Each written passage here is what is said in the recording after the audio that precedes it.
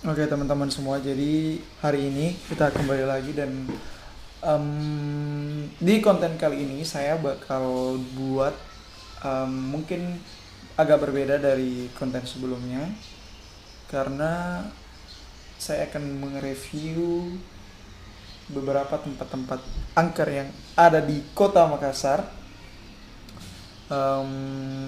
Nanti kita bisa lihat dan kita bandingin kira-kira mana menurut kalian yang benar-benar paling angker dan pernah kalian kunjungi.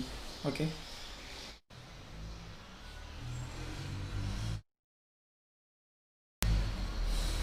Oke.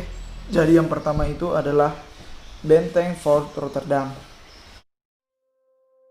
Tempat yang memiliki nama lain Benteng Ujung Pandang ini didirikan pada tahun 1545 oleh Sultan Daeng Bonto Karaeng yang merupakan seorang raja dari kerajaan Goa Talo ke-9.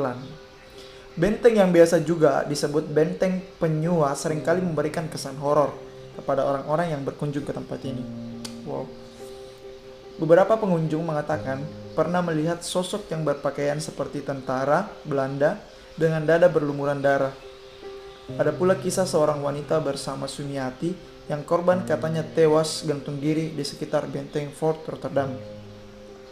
Dari kisah Sumiati inilah muncul aturan yang melarang seorang pria berpakaian merah ketika berada di sekitar tempat ini.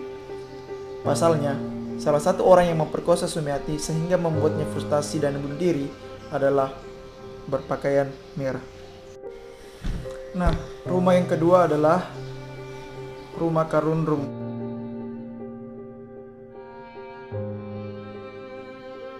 Rumah yang terletak di Jalan Karundrum ini sebenarnya adalah rumah kosong yang sudah lama ditinggalkan pemiliknya sejak tahun 2003 silam setelah terjadinya kasus pembunuhan. Karena sudah terlalu lama kosong dan orang-orang yang melewati rumah ini sering mengalami kejadian-kejadian aneh oleh warga sekitar. Rumah ini disebut sebagai rumah angker.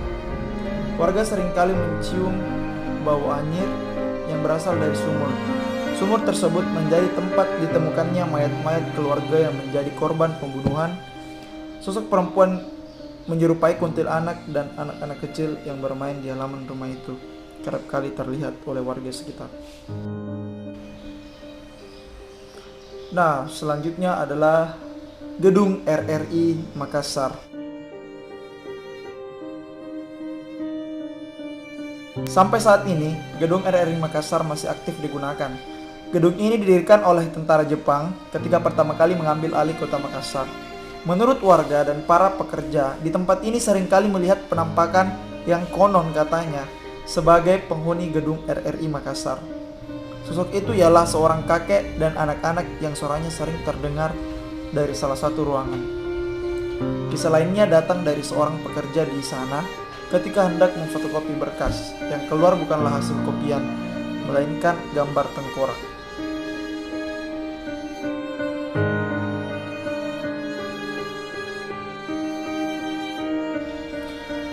Selanjutnya adalah Makam Lapangan Karebosi Makassar. Keangkeran tempat ini sudah menjadi hal biasa.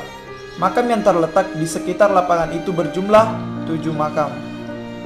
Makam-makam inilah yang mengeluarkan sisi mistis, entah itu dirasakan oleh warga setempat atau pendatang yang hanya ingin melihat kegiatan latihan PSM Makassar di lapangan tersebut. Abdul Haris, yang merupakan seorang manajer lapangan, pernah melihat kuda berjalan di lapangan. Penunggunya sempat berputar-putar mengelilingi lapangan dan kemudian menghilang. Haris mengatakan kejadian aneh lainnya ketika pekerja yang tidur di bangku pemain tiba-tiba sudah berpindah tempat saat terbangun.